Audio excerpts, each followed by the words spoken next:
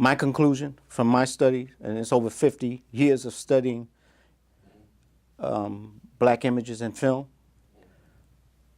Hollywood has never had an interest in black folk.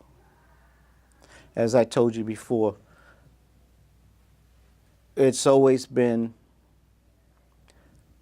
whenever filmmakers, Hollywood producers, whenever they've dealt with the theme of blacks, it's always been reactionary, never pro-actionary.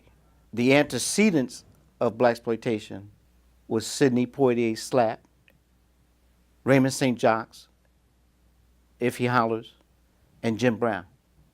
Sidney's films fell out of favor with the new black militancy. And the other thing that you have to contextualize, and the zeitgeist of the time, was that when they brought on Raymond St. Jacques and Jim Brown, you had the riots.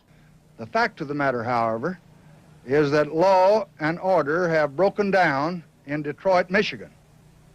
Pillage, looting, murder, and arson have nothing to do with civil rights. And Johnson appointed a Kerner Commission to study the cause of the riots. On July 29th, President Johnson established a special advisory commission on civil disorders to delve deeply into the social soul of the nation. It will be led by Illinois Governor Otto Kerner and New York City Mayor John V. Lindsay.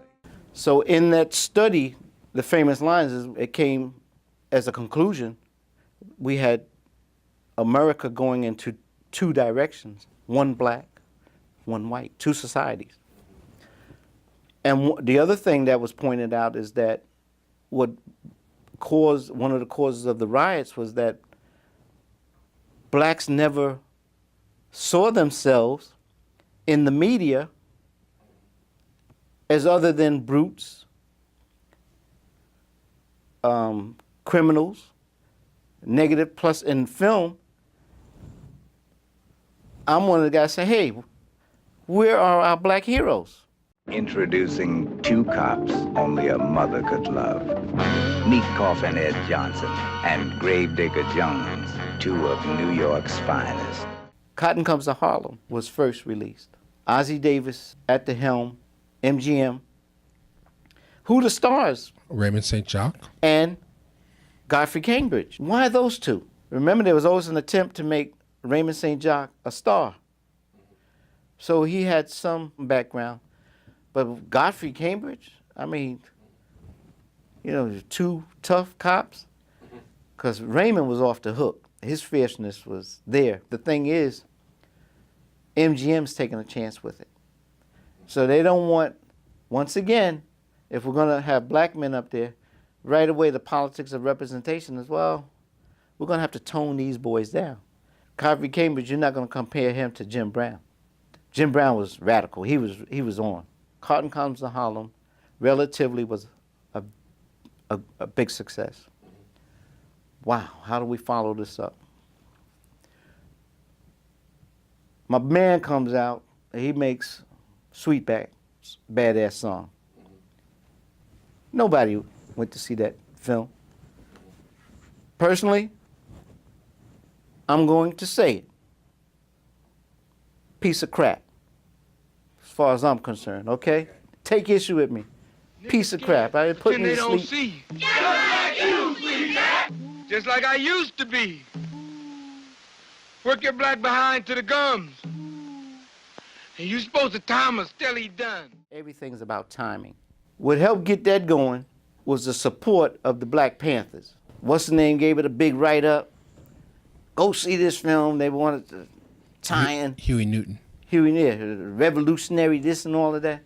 What had a lot of brothers going to see it was a whole lot of stuff going on in there, you know? Beg. No. You too proud to beg? Oh, but you wouldn't take him off if I did. You know every goddamn thing, don't you? Well, first things first. It's rated X by an all-white jury. What did he introduce in that film? Black and white sex, black man and black women making love, a black man striking a white man because he kills a cop, all right? But we can also call that film Nigger, On the Run. Because all through the movie, that's what he's doing, running. You follow Sweet back up with something that was more accepted mainstream. The film that really got things going was what? Shaft. Up yours! Get out of the way! Cat say he gonna be here, he should be here. Open it up. Shaft's his name. Shaft's his game. And the other thing, you talk about the phallic thing, Shaft. But they had a big fight. Gordon Parks had a big fight over. He wanted Richard Roundtree, who was a model. You go through some of the old ebonies, you see Richard Roundtree modeling. I don't know if a lot of people wear this. They fought over him wearing a mustache, because usually what happens is the trope for heroes, you don't give them a mustache. The only one who helped get away with that was Clark Gable. But, if we're talking about what stereotypes do or what accepted images, they're shorthand. So if you have a blonde, she's dumb. You have someone with glasses and a pipe, he's smart. This is short. So you put the mustache, that's the villain. Finally they consented, okay, we'll let him have a mustache. But that was a phony mustache that Roundtree was wearing. Are you aware of that? I never knew that. Okay. And Roundtree was black and beautiful. And he looked good in that leather. He had it together. I'm looking for a nigger named John Shaft. Just found him. Wow. Now, I'm a black man. I dug it. But now our sisters had something to look at also. And it's a black man, a dark man, being cool, suave, and kicking butt. Shaft. Hotter than Bond, cooler than Bullet. Rated R. If you want to see Shaft, ask your mama. Big success. Saved MGM. Took it out of bankruptcy. And what's the name? He only got about $12,000 for that role. Richard Roundtree. So that opened the door. That was it. And then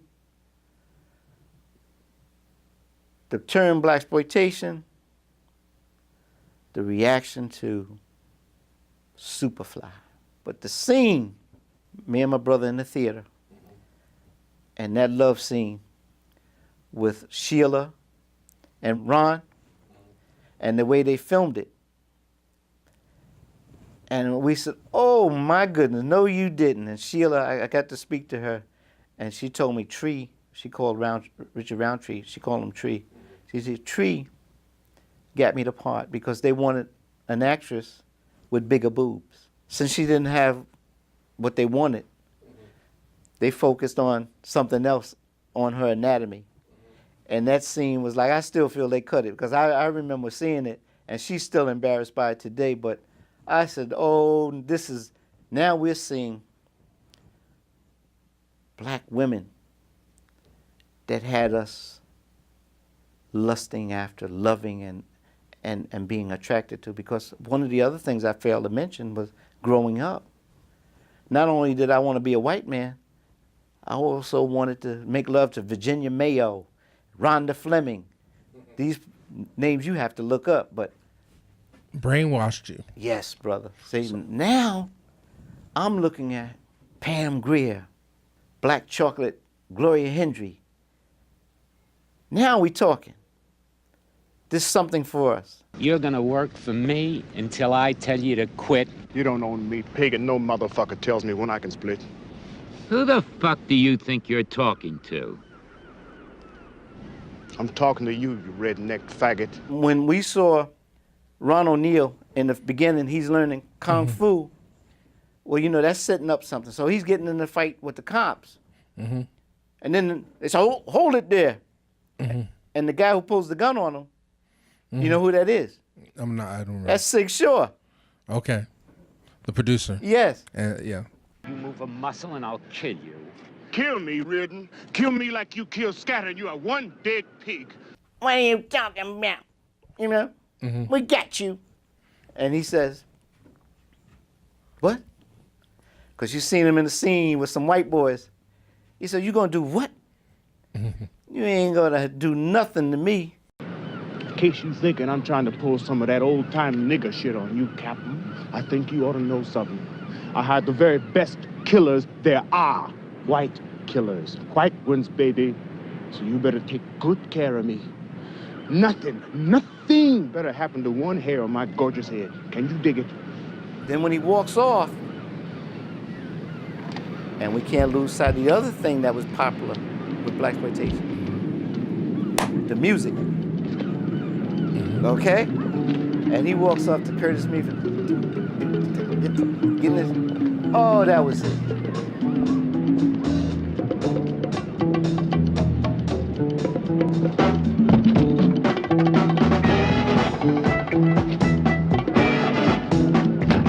These films, they help quell those riots. Because remember, we had the Kerner Commission studying why we had all these riots.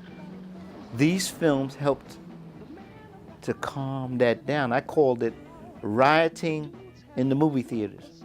Because all of our anger and our angst, we were able to vent in seeing people who look like us kick the white man's behind. And what was the subtitle of Blaxploitation? Get Whitey. For every drop of black blood spilled, a white man pays. He had a plan to stick it to the man. The man. See, we were beating the man. And so I call it rioting in the movie theater because this was rioting without destroying anything. It was a catharsis for us. My name is Charles Woods, and you're watching Real Black. Now, I'm a baby boomer. When I was growing up, I never saw blacks kissing in the movies. And when I started studying film, I learned why. I worked with Pam Grier in a movie called Friday Foster, and I played, dun, dun, dun, dun, a pimp. I kind of had this part down. I don't know if I could do it today, but back then in the day, I could play you a pimp.